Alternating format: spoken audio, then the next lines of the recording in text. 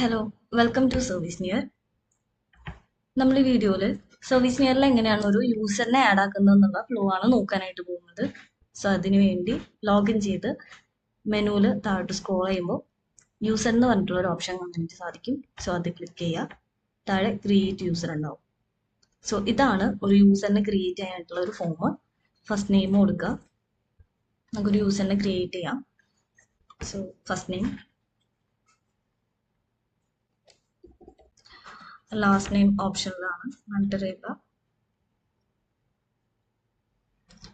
User name കൊടുക്കുക. ഈ username ആയിരിക്കും അതിൻ്റെ അക്കൗണ്ട് ഓപ്പൺ ചെയ്യാനായിട്ടുള്ള username. So username ഞാൻ അവിടെ ഒരു ഡമ്മി നമ്പറാണ് കൊടുക്കുന്നത്. പാസ്വേഡ് കൊടുക്കാം.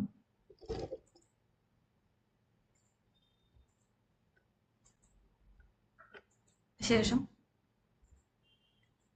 സബ്മിറ്റ് ക്ലിക്ക് ചെയ്യാം.